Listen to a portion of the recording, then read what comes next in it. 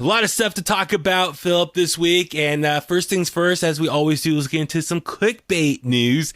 And early on this week, the whole media world, social media world was on fire, specifically in regards to The Rock and the XFL. And a big shocker and also surprise, it was announced that The Rock is buying the XFL. And I believe you have all the details on that one, correct? Yes, this is from the New York CNN business site. It says Dwayne "The Rock" Johnson is teaming up with ex-wife Dany Garcia and top sports management company Redbird Capital to buy the bankrupt XFL Football League for $15 million. Johnson, a former WWE wrestling superstar who has since become one of Hollywood's most bankable action heroes, and partners are purchasing the XFL from Alpha Entertainment, a private company founded by WWE Chairman and CEO Vince McMahon. And yeah, man, Rock, along with his ex-wife Dany Garcia, they've acquired the XFL, and Rock took to his Twitter, and I will read this statement. With my trailblazing partner, Dany Garcia and Redbird Capital, we have acquired the XFL. With gratitude and passion, I've built a career with my own two hands and will apply these calluses to our XFL brand. Excited to create something special for the fans. And yeah, they're looking to start up in February, next year. 2021, start up a new season, and I'm kind of excited, man. The Rock has a history in football. He played for the Miami Hurricanes. He played for the U, as he likes to say. Yeah, absolutely, man. And his pro football ambitions didn't take off, but he went on to become one of the biggest stars in the wrestling business. So in a way, he's kind of living vicariously through the younger talent, getting them to a promising career in football, even though it's not the big one, the NFL. But they have some time. It's August right now, so you have September, October, November, December, January. You have about 5-6 months until they actually start. So that's plenty of time to look at what they have, revamp if they need to, and move on from there. And Dwayne, he's a smart guy. He's a very smart man, so I know he'll do good business. Yeah, absolutely. And I think you just hit it right on the head. He is a former football player, played college football, tried to get into the NFL, unfortunately didn't work out. And I believe he even played a little football in Canada, if I remember correctly. I think I saw a video, something he posted that he did try out in the CFL or something like that. So obviously, yeah, pro wrestling is number one in his heart, and in his acting career that took off after that. But obviously, yeah, he has a lot of roots in football as well. So as you said, I think this is his way of giving back, paying it forward. Because the XFL, I think in some ways, as you said, yeah, it's not going to beat out the NFL, but it could be a second option for a lot of guys coming out of college who maybe are just, I'm going to say not that good enough, but for whatever reason couldn't get drafted by an NFL team, but they can go play in the XFL, get better, and then who knows, maybe get an opportunity to move over to the NFL. We've seen quite a few guys who worked out in the XFL and then end up getting jobs in the NFL afterwards. So the XFL could be just a great outlet for a lot of football players trying to continue having work playing the game that they love post-college. So I think for this to keep existing is awesome. So quite a few things to break down here. So when the announcement came out, I thought, oh, that's awesome. Couple things. One, I guess it was supposed to go for auction, I think, the day after. So I think The Rock, I think it was a Sunday or last weekend or something. That's when the Rock and his people made the bid, and they bought it for $15 million. Only $15 million. I was talking to people at work, and we all were shocked that it was that low. $15 million. That's it to buy this whole league. I mean, The Rock makes that probably in one movie now. He's one of the biggest action stars in Hollywood. So I know he's always busy making movies. So I think in 1 year he can easily pay that for his own. But obviously he's got investors and this group involved to help pay for it all. And so with that being said, so $15 million.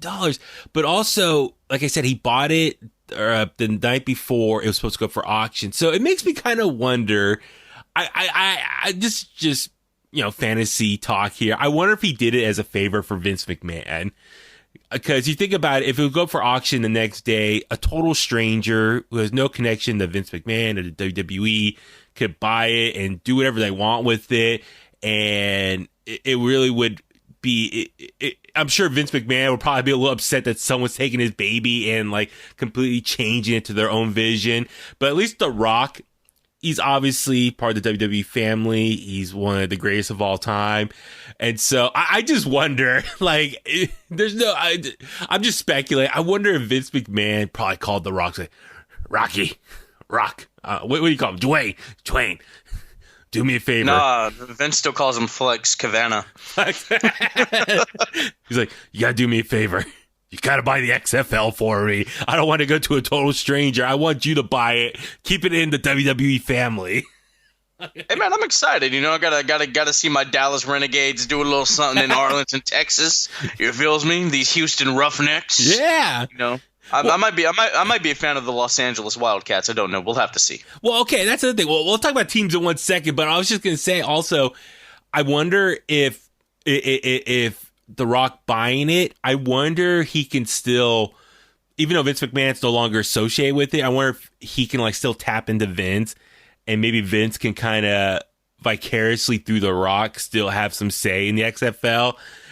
You know what I mean? And like that way he could like tell The Rock, hey, maybe you should do this or this, or these are the plans I had, and like give him the plans. Or I know that way I think, because obviously The Rock and Vince are close, so at least Vince McMahon could at least still have some sort of association with it under The Rock. Or who knows, maybe The Rock completely has his own vision and wants to do things his own way and might tell Vince, this is my time now. This is my league now. I bought it. I'm the owner. You can't tell me what to do. You're not booking this territory right now. He'll hit him with the, it doesn't matter what you think. I just wonder, or who knows, maybe The Rock bought it and then maybe in a couple years he might try to spin it around and sell it for a lot more. And so it's like an investment, or who knows, he can maybe resell to Vince McMahon down the road. So that way, because I'm also thinking if a total stranger would have bought it, Vince McMahon probably wouldn't know. There's no way he could probably bought it back from that person, because that total stranger could be like, nah, this is mine. I don't want to deal with you anymore. At least with The Rock, maybe down the road he could be like, hey, Rock, you've had it for a couple years. Can I buy it back? Sorry for my bad Vince McMahon impression, by the way. But I'm just saying, he'd be like, Rocky, let me buy it back from you. I'll give you twice the amount or something. I'll give you 30 million. Let me have it back. I'm just thinking, like, I just wonder with the relationship between The Rock and Vince McMahon, this is the way for me and Vince McMahon to still have some connection to the XFL. So we shall wait and see. But as far as teams go, listen, we all know the Oakland Raiders are no more. They moved to Las Vegas. They got the new stadium being built. We'll see if the NFL season can happen properly this year with the pandemic going on. It looks like they're all planning things accordingly.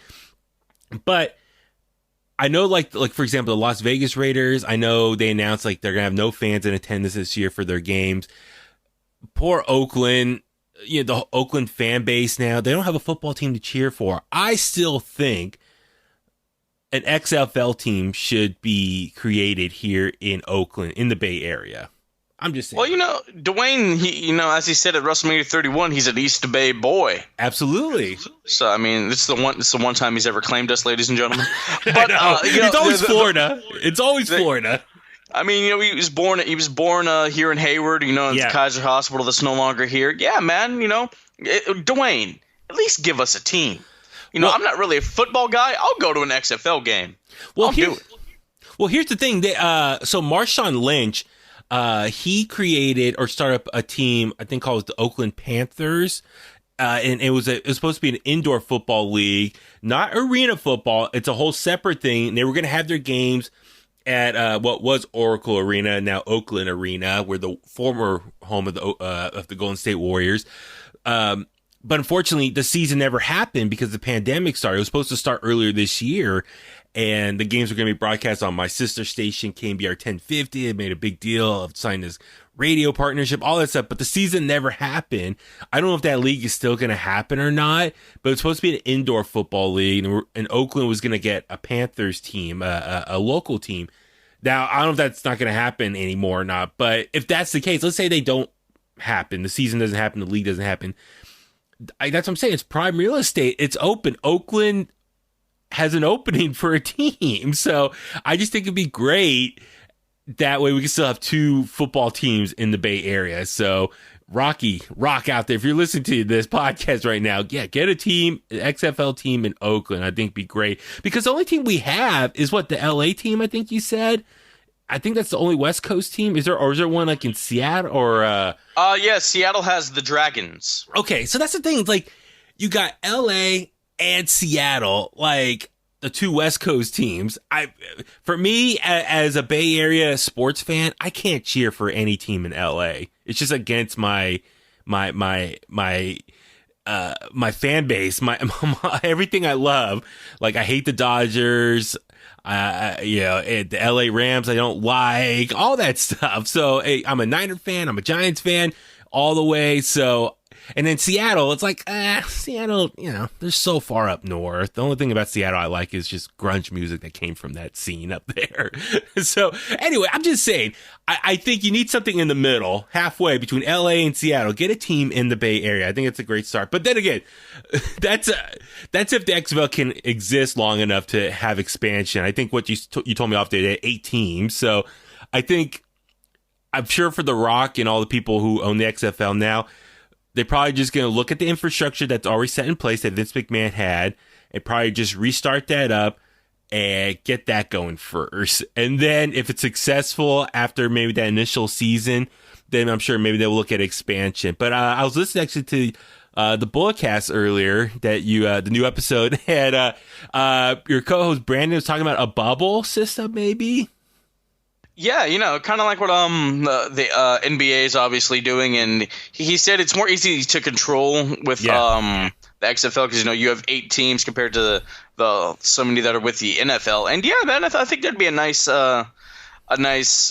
thing to do because I'm just looking at all the cities where these people are. Yeah, and I think kind of maybe Texas is the easy kind of in between like like a DC and California. Yeah. So I don't know, man. Something like that. It'd be safer, for the duration of the season. You don't see your family, but there's Zoom, Skype, FaceTime, whatever. Yeah. I know it's not like being with them in person, but hey, better than nothing.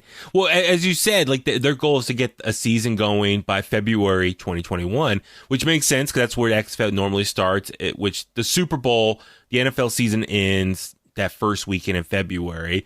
And then it makes sense for an XFL season to start right after that in February as well. So, but as you said, that 6 months. So I would imagine they'll probably just take the infrastructure that's already in place, the teams, the locations, all that. But I like the idea of a bubble system because it's only 8 teams.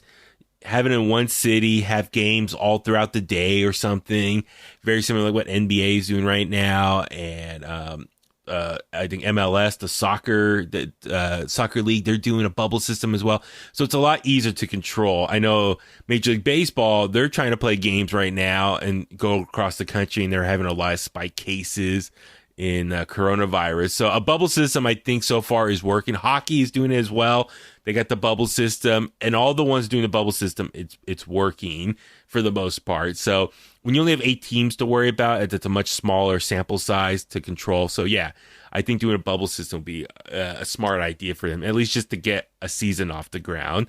And so yeah, I mean, I'm excited. I'll see what happens here. And like I said, it's tough for me to root for a team in the XFL because there's no one close by. I like to keep my rooting close to the Bay Area. So, but unfortunately, I can't root for an LA team or a Seattle team. So I don't know. I'm telling you, man, those Dallas Roughnecks, and they're in the West Division. Yeah. Oh boy. Oh yeah. That's where it's at, man. So I'm sure as the coming weeks and months go by, we'll get more info about the XFL. I'm sure we'll report it here on In The Kliq.